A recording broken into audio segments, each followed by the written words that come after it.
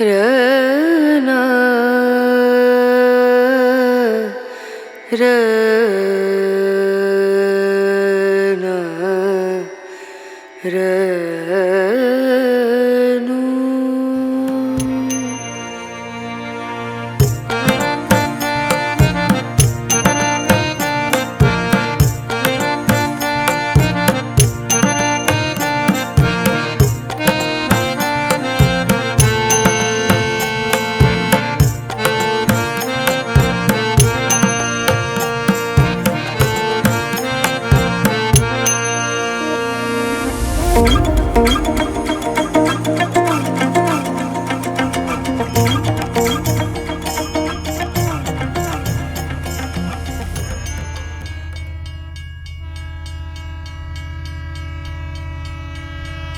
सामाजिक संतुलन के धूरी संभ्रांत से खसैत सरभरा दिस झुक गेल, मतलब पलायन शुरू हो गया।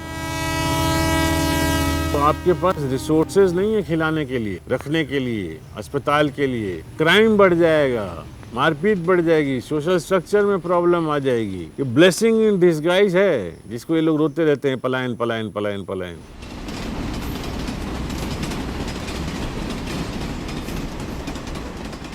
सब गोटे के प्रणाम। हम कपिल मल्लिक लऽ कऽ प्रस्तुत छी एक नव एपिसोड व्यक्तित्व परिचय।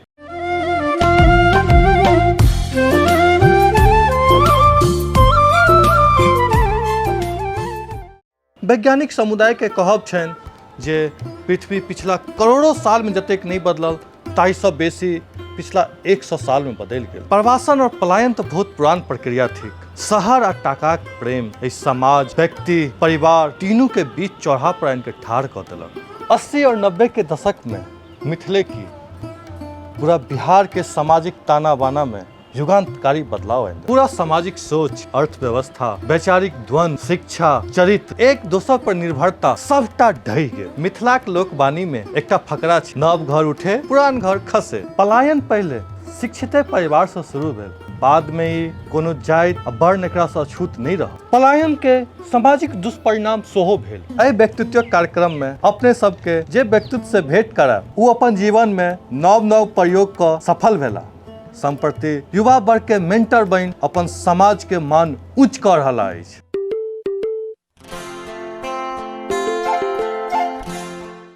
मेरा नाम राजकुमार झा है। जनरली लोग मुझे राज झा या राज सर के नाम से जानते हैं।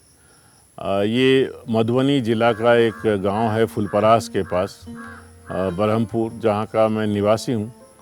और मैं थोड़ी बहुत स्कूल करने के बाद मुझे समझ आ गई थी कि मेरा इंटरेस्ट जो है वो उन चीज़ों में है जिसकी उस वक़्त पढ़ाई नहीं होती थी। तो मैंने 12th करने के बाद दिल्ली में ही अपने जो मेरे शौक़ थे, लिखना, पढ़ना, एक्टिंग का, डायरेक्शन का, इन चीज़ों की तरफ लेके मैं चला गया।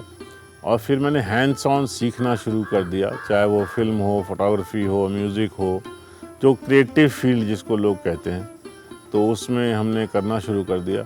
और वहाँ से दूरदर्शन में अप्रेंटिस करते हुए, रेडियो में करते हुए मैं एडवर्टाइजिंग के फील्ड में आ गया, जहाँ विश्व की एक बहुत बड़ी कंपनी है ओगिलवी एडवर्टाइजिंग। जो लोग इस क्षेत्र में हैं मार्केटिंग एडवर्टाइजिंग के, वो अच्छे से जानते हैं। उसमें मैं आया और 35 साल से उसी कंपनी में हूँ, क्योंकि हमारे यहाँ कोई रिटायर नहीं होता। जब भी कोई काम होता है तो उसको बुला लिया जाता है। तो मैं उसी में नेशनल क्रिएटिव डायरेक्टर के तौर पे था, जिसमें मेरे लास्ट असाइनमेंट जो थे वो रूरल कम्युनिकेशन एंड मार्केटिंग के जो एडवर्टाइजिंग होती है उसको लेके थे। और साथ में मैंने लास्ट के जो अभी 10 साल हैं उसमें जो पॉलिटिकल एडवर्टाइजिंग होती है, कम्युनिटी बेस्ड एडवर्टाइजिंग होती है, कम्युनिकेशन होता है, सोशल डेवलपमेंटल कम्युनिकेशन होता है, इन सब पे काम करता हूँ।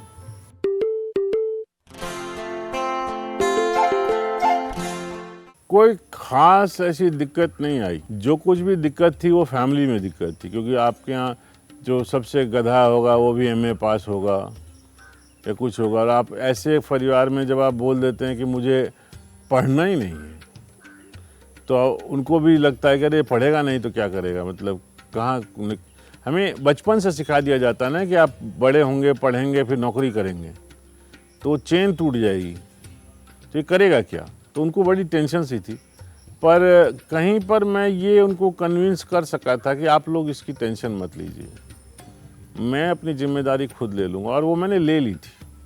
जैसे अपने लिए अपना इनकम कर लेना, पढ़ा के, ट्यूशन से, एक्टिंग से, लिखने से, वो मैं शुरू से ही अपना कर लेता था, तो मेरे को किसी पे डिपेंड नहीं होना पड़ रहा था। और उनको भी शायद कहीं तो ये लगता होगा कि ये कुछ कर लेगा, मतलब, तो वो स्ट्रगल फेज नहीं था। और मैं बड़ा एक सिस्टमेटिक अप्रोच टू लाइफ जो होती है उससे थोड़ा हट के था। तो मैं टारगेट बनाता था कि मुझे ये काम करना है, इसको सीखने में इतने पैसे लगेंगे, चलो अब इतने पैसे का काम ढूंढा जाए, या मुझे 6 महीना बॉम्बे में रहना पड़ेगा तो उसके लिए कुछ करना पड़े, कहीं किसी दूसरे से नहीं मांगना पड़े, तो मैं उस तरह के काम ढूंढ लेता था। तो स्ट्रगल, कोई स्ट्रगल वर्ड ही नहीं था मेरे पास। मेरे पास life has always been a learning phase, और मैं अभी भी सीख ही रहा हूँ। और मैंने अभी, जैसे मेरे बच्चे भी हैं, तो मैं उनको यही कहता हूँ, आप अपनी इनकम का 10 से 15% लर्निंग में लगाया करो। वो चाहे किताब खरीदना हो, सेमिनार्स में जाना हो, ट्रैवल करना हो, देखने जाना हो, लोगों को मिलना हो, आप अपने, मतलब struggle is part of life. हम लोग अनफॉर्चुनेटली फॉर्चुनेटली किसी ऐसी जगह से नहीं आते हैं जहाँ सब कुछ हमको परोस दी जाए। और मैंने बहुत से ऐसे लोगों से मैं मिला हूँ जिनको अगर वो चाहते तो उनको सब कुछ परोस दी जाती, पर नहीं परोसी गई। आप लोग एनफील्ड मोटरसाइकिल देखते होंगे, इनके जो एमडी हैं, ये इंजीनियरिंग पढ़ने के बाद अपनी ही कंपनी में एज फिटर काम किए। 6-6 महीने पे उनकी प्रमोशन होती गई, पर उनको हर उस दौर से गुजरना पड़ा जिसमें मोटरसाइकिल बन के बिकती है। चाहे वो फ्लोर मैनेजर हो, चाहे वो अप्रेंटिस में हो, चाहे वो स्टोर में हो, चाहे वो फाइनेंस में हो। तो जब आप रगड़ के निकलते हो तो निखरते हो, जब आपको कोई दे देता है प्लेट पे तो आप नहीं निखर पाते, तो रगड़ना तो पड़ेगा।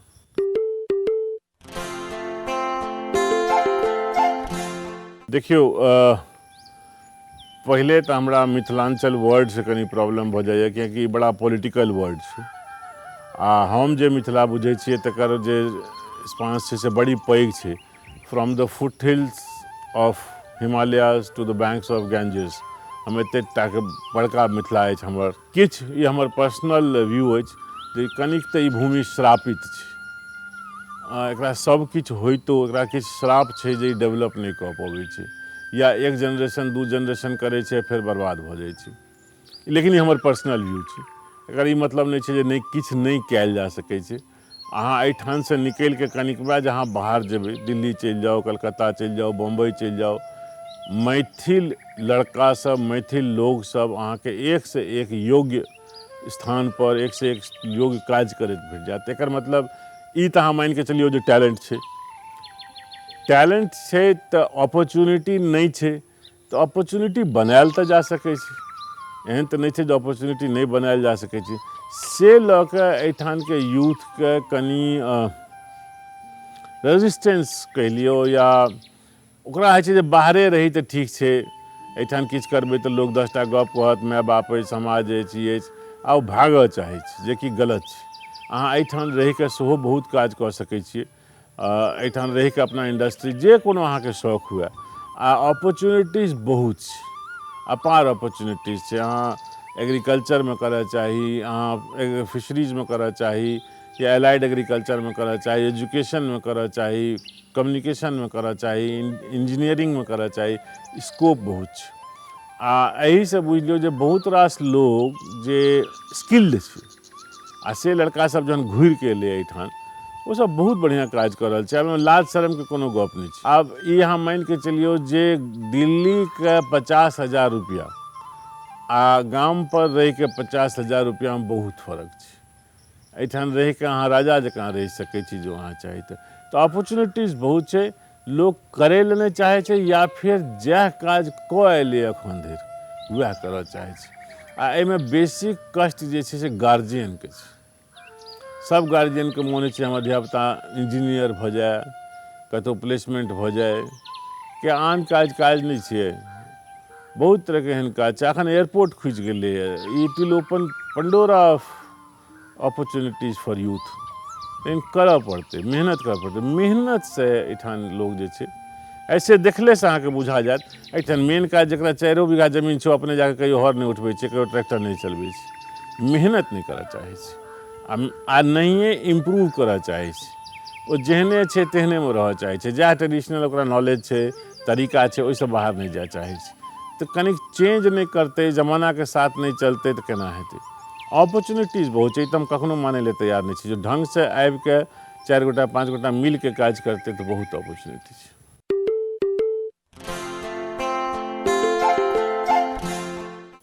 हम लोग कोई चीज़ बरसों से करते चले आए हैं और अचानक हम चाहेंगे कि उसको बदल दें, तो वो उसके बिहेवियर को चेंज करने का प्रॉब्लम है और ये इमीडिएट नहीं हो सकता।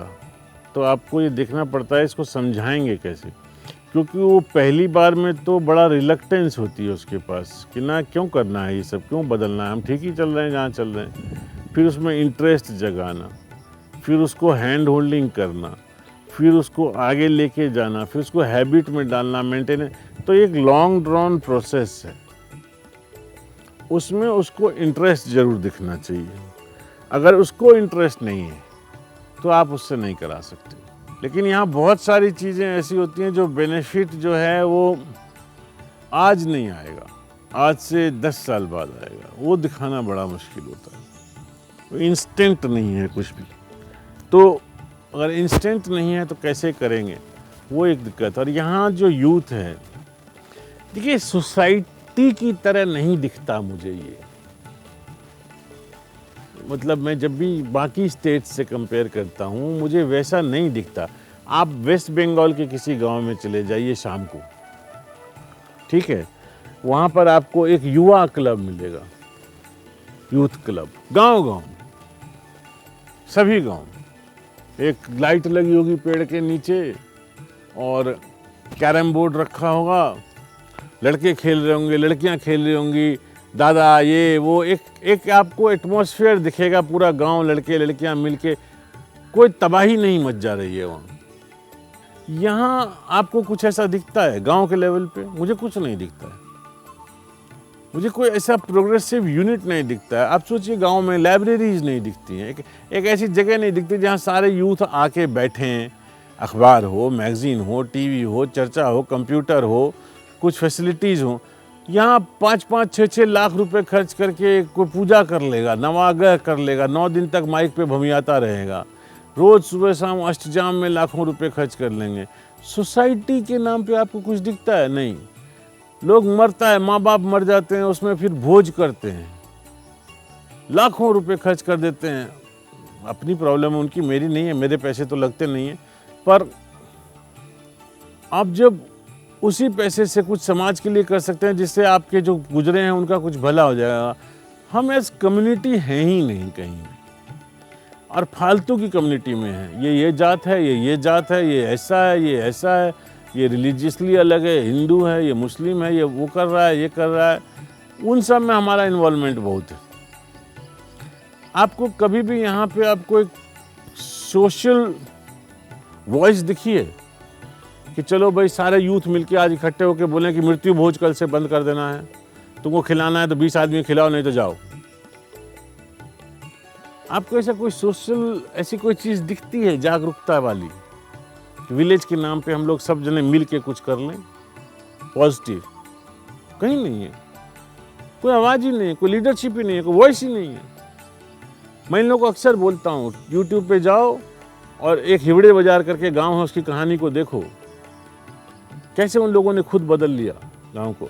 भगवान नहीं आएगा ना बदलने के लिए, सरकार नहीं आएगी, करप्शन, एक तंत्र का करप्शन होता है, और यहाँ लोग का करप्शन है, लोग करप्ट हैं। अगर सरकार ने कह दिया कि हम आपको फ्री राशन देंगे, तो क्या आप जाके कहते हो कि मालिक मेरे घर में 2 ही आदमी रहते हैं, बाकी सब बाहर जाते हैं, मुझे 2 का ही देना? वो पूरे 42 आदमी का ले लेगा जो उसका परिवार है, फिर उसको बेचेगा। तो हम अंदर से कहीं करप्ट हैं।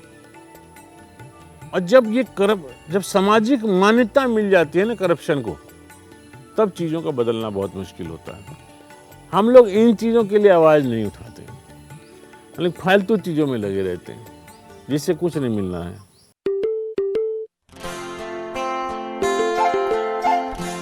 इसमें सच्चाई है कि घूमने से आया तो एक तो अगर आप लोग कभी अजमेर की तरफ गए हों तो वहाँ पे बेयरफुट कॉलेज बोल के है, तिलोनिया सेंटर, बंकर बोस शायद नाम है उनका, वो चलाते हैं।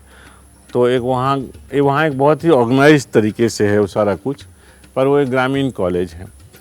उदयपुर में एक यूनिवर्सिटी है, स्वराज यूनिवर्सिटी शायद नाम है, उसमें भी ना वो डिग्री लेते हैं ना देते हैं, और वहाँ पे भी बहुत सारे बच्चे पढ़ते हैं। कुछ अपना कोई फोटोग्राफी कर रहा है, कोई गिटार बजा रहा है, कोई ग्रामीण रूरल में कैसे गल्ला चलाते हैं वो देख रहा है, कोई माइक्रो फाइनेंस समझ रहा है।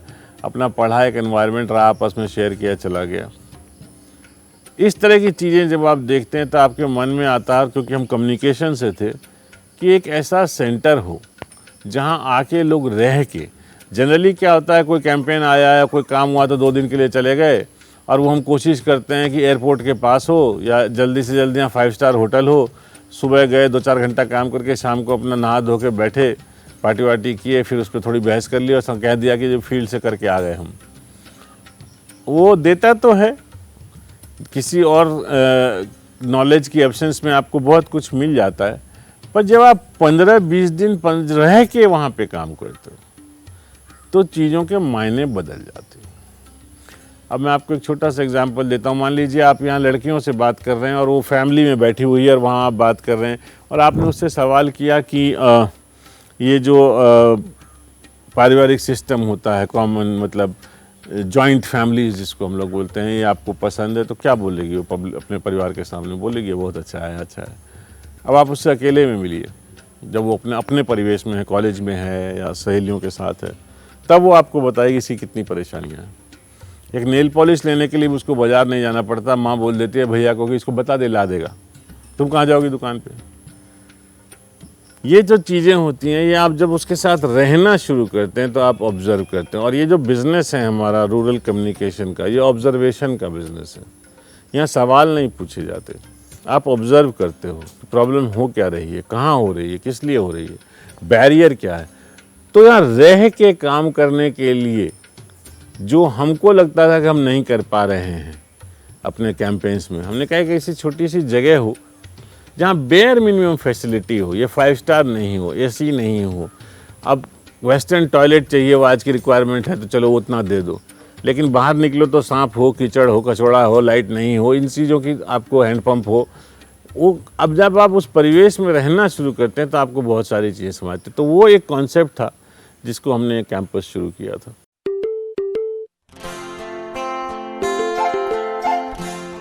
नमस्कार, अहाँ सब सुन रहल छे रेडियो मधुबनी और हम छी राज झा। अपन भाषा अपन रेडियो और आज का प्रोग्राम इस बसिया भात में जे हम अहाँ सब लग के आयल छी। अहाँ सब सुनबे ई नवका कार्यक्रम आय बढ़ हेते रंगारंग झमाझम, रेडियो मधुबनी अपन भाषा अपन रेडियो। तो बसिया भात मने मिले जे बुझले गप छे, लेकिन एमे कनी नून मसाला दऽ रहल छी, चटकार के खाइ ले, तैं कर नाम छे बसिया भात। और ओकरो एक रीजन छै, जेना रेडियो में जे कम्युनिटी रेडियो छै, ओहिमे न्यूज़ नहीं दऽ सकै छियै, लेकिन कोलका न्यूज़ तो कहि सकै छियै ने, से तो ऑलरेडी आउट छै। तकरा हम ओकरा बसिया भात बना देलिए। जे बसिया भात की छियै? भारत सरकार NGOs को और एजुकेशनल ट्रस्ट को लाइसेंस देती है कम्युनिटी रेडियो के लिए। ये नॉट फॉर प्रॉफिट होती है और इसमें पैसे आपको अपने घर से लगते हैं, सरकार कोई मदद नहीं करती, ना आप इसमें कुछ कमर्शियल कर सकते हो। तो आप पूछोगे हमने बवाल क्यों पाल लिया? तो हम देखना चाहते थे कि इससे क्या असर पड़ता है, और वो भी ऐसे टाइम पे जब रेडियो ऑलमोस्ट लुप्त हो चुका है। यहाँ भी कैलकुलेशन एरर हो गई। हमने सोचा कि 25-30 किलोमीटर के रेडियस में चलता है तो लोग मोबाइल पे सुन सकेंगे, लेकिन ये सिग्नल मोबाइल पे आता ही नहीं। और वो है ना कि जिसको अगर हवा में रास्ता नहीं मिल रहा है तो ज़मीन तो रास्ता देगी। तो हम इसके थ्रू क्या कर रहे हैं, हमारा बेसिक फोकस जो है 3 चीज़ों पर है, एजुकेशन, एग्रीकल्चर और हेल्थ। हम इन पे प्रोग्राम बना रहे हैं। उसको हम 2 घंटा सुबह 2 घंटा शाम चलाते हैं। तो अब जैसे एजुकेशन है तो 1 से 5th तक का जो सिलेबस है, 1 से 5 तक का सिलेबस हम हिंदी में जो छपी है किताब उसको मैथिली में पढ़ रहे हैं और मैथिली में डाल रहे हैं। बंदर मैथिली में कहे छे बानर, कहे छे बानर, ना संगे संगे कहियो बानर। तो उसको ऑडियो बुक्स की तरह आप समझ लीजिए। तो जितने को सुनाई देगा ठीक है, बाकियों को हम पेन ड्राइव दे देंगे कि आप क्लास में बजा लीजिए, आपको लेसन नहीं पढ़ाना पड़ेगा क्योंकि हम पढ़ा रहे हैं। हम चला के देख रहे हैं कि कैसा कम्युनिटी रेडियो फंक्शन करता है और किस तरह से उससे बेनिफिट हो सकता है। कॉन्सेप्ट अच्छा है, करके देखते हैं। और फिर इसमें एक ये चीज़ भी है, क्योंकि radio was my first passion, तो यहाँ से जो रेडियो प्रोग्राम्स वगैरह करते हैं तो लगता है कि अभी अपने दिनों में हैं, अपने एंटरटेनमेंट की चीज़ें हैं कुछ। 80 और 90 के दशक के जो पलायन गाम से शहर दिस छल से आब घर वापसी के समय आबि गेल। आशा करब जे उसका व्यक्ति के विचार अपने सबके प्रभावित करत। एहि कार्यक्रम के बेसी से बेसी लोक धरि पहुँचाबै के लेल शेयर करियो, सब्सक्राइब करियो, हे घंटी के बटन जरूर दबाइयो। पुनः भेटब नव व्यक्तित्वक नव एपिसोड लऽ कऽ। ता धरि के लेल प्रणाम।